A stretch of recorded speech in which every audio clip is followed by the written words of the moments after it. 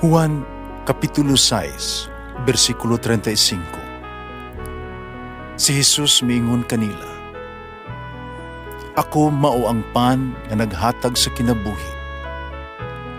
Ang muari kanako dili nagayod gutomon, ug ang mutuo kanako dili nagayod uhawon."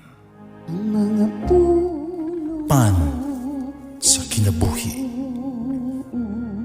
maglikon unta sa mong pagtuo ug gagaka kami sa pagtuman sa imong mahal nga kasuguan. Ginoo na kaninyo. Santos Ebanghelyo sumala ni San Lucas. Sa kanong kabulan sa pagmabdos ni Isabel, ipadala sa Dios ang anghel nga si Gabriel ngadto sa kalungsod sa Galilea, inganlag Nazaret. May mensahe siya alang sa usa ka batan-ong dalaga, isinayuran sa usa ka lalaki inganlag Jose, ang kaliwat ni Hari David. Maria ang ngalan sa babae. Miatong anghel kaniyag miingon, "Paglipay, ang Ginoo nagauban, nagpanalangin kanimo pag-ayo." Nalibo pag-ayo si Maria sa pagkabati niya sa mensahe sa anghel. Manandong siya kuno sa kahulugan sa iyang mga pulong. Mingon ng anghel kaniya, "Ayaw kahadlok, Maria, kahimutan ka sa Dios. Magmabdos ka o mga anak kag lalaki. Nganlan mo siyag Jesus. Mahimo siyang inila ug tawgon siya nga anak sa Dios nga labing halangdon. Ang Ginoong Dios maghimo kaniyag hari sama sa iyang katigulangan. Si David nga maghimo siyang hari sa mga kaliwat ni Jacob hangtod sa kahangturan. Dili gid matapos ang iyang gingharian." Si Maria miingon sa anghel, "Ulay ako. Sa man namo pagkahimo ni inin?" Ang anghel mitubag, "Bugusad kanimo ang Espiritu Santo, magbilin ang gahom sa Dios diha kanimo. Tungod niini ang balaan nga bata tagol nga anak sa Dios." Inudumi, ang paryente nga si Isabel, biingon nga di na siya manganak, apan karon ikaw-unom na kabulan sa iyang pagsabak. Kasi tigulan na siya kaayo. Kaula may dili mahimo sa Dios. Mingon si Maria, "Sulugon ako sa Ginoo. May tabuon ta kanako ang imong gisulti." Uwan niya mibiya ang anghel kaniya. Ebanghelyo sa Ginoo. Pasalamati ang Ginoo kay siya maayo, ang iyang gugma mulungtad hangtod sa kahangturan. Pasalamati ang Diyos sa tanang mga Diyos, ang iyang gugma malungtaron. Pasalamati ang Ginoo sa mga Ginoo, ang iyang gugma malungtaron.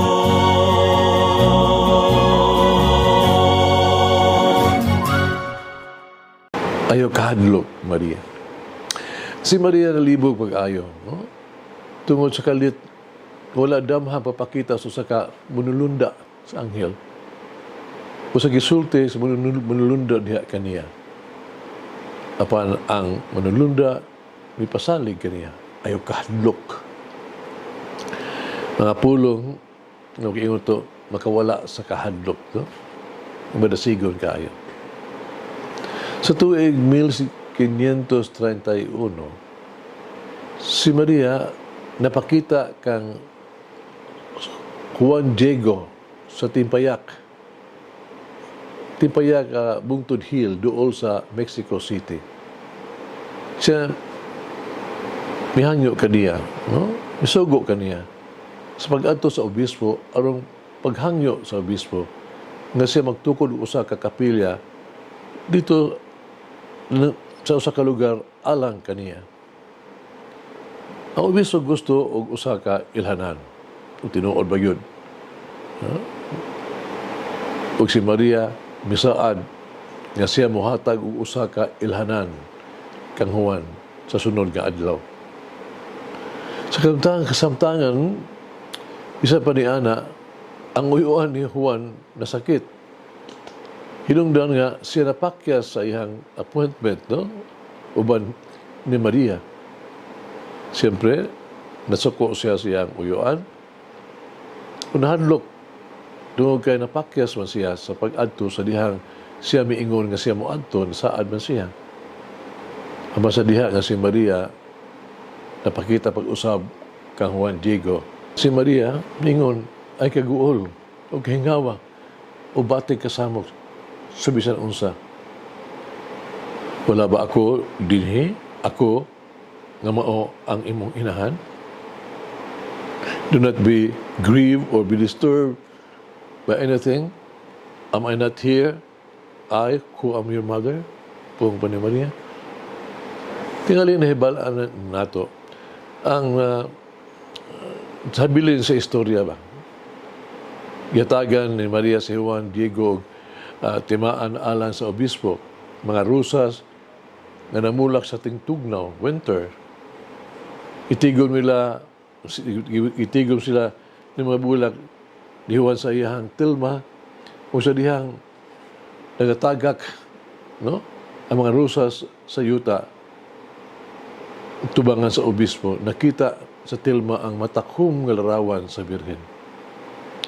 Pagkita sa imahen, gidawat sa obispo, kituman sa obispo ang hangyo ni Maria. Kini ang mga istorya nagpahinumdum ka nato, samtang ang kahadlok usa ka natural nga eksperyensya, no? Ang paagi sa tuang patubang sa tuang mga kahadlok mas importante. Tubag ni Maria. May muunta ka nako, sumala sa imong pulong. Yang tubag. Usa ka pagpahayag sa pasalig sa Ginoo. Lucas chapter 1:38. Si Juan Diego, mitubag uban sa pasalig. Mituo. Wala mo tugot. No? Wala tuguton niya ang kahadlok o kabalaka nga makapugong kaniya. So pakita pag-usab kang Maria o pagbalik ngadto sa obispo. O giyon sa manimo karon, nga pakigbugno sa kahadlok, pagdaog sa kahadlok. Sayon nga tugutan ang kahadlok, makapugong ka nato sa pagbuhat sa gisugo sa Dios. Sagaran pan si Maria ug si Juan Diego napakita ka nato kung unsaon pagtubag. Uban sa pagsalig o desisyon sa pagpadayon, bisan pa ato ang mga diatay kahadlok. Makasabot ang Dios sa ato ang mga kahadlok. Pandit niya gusto nga kini makaparalisar ka nato. Busa nining adlaw sa fiesta, no? Birin sa Guadalupe, hinumdumi, mga pulong sa anghel ngadto ka Maria, pagibutan kini sa imuhang kasing-kasing. Ayaw kahadlok, do not be afraid. Ang Diyos nga nagugma kanimo, nag-uban kanimo, mataglakang sa dalan, diin ikaw, dili kaniya pasagdan. Gaampo kita. Diyos sa kahig o paglaom. Aron ka mahigugma kanimo, mag-alagad kanimo sa imong gingharian. Tanawa kami diha sa gugma. Puna kami sa Espiritu ni Jesus. Padalibre kami, ining simanaha o bantaye kami sa pag-ampo samtang maghulat kami sa pag-abot sa mong Ginoo. Ni Yesu Kristo, kinsa maong kahayag sa kalibutan, kinsa buyog hari, ubang kanimo sa Espiritu Santo, sa ka-Diyos hangtod sa kahangturan. Amen. Baba Mary, Our Lady of Guadalupe, teach me to listen to your Son. Mulangin ang Diyos magagawam sa tanan, Ama, Anak, Espiritu Santo. Amen. May the Lord of the divine mercy bless us all, heal us, from all diseases and suffering. Ayun unta niya kita, tanang mga sakit na to lawas. O sa kalag, body and soul. In the name of the Father, the Son, and of the Holy Spirit.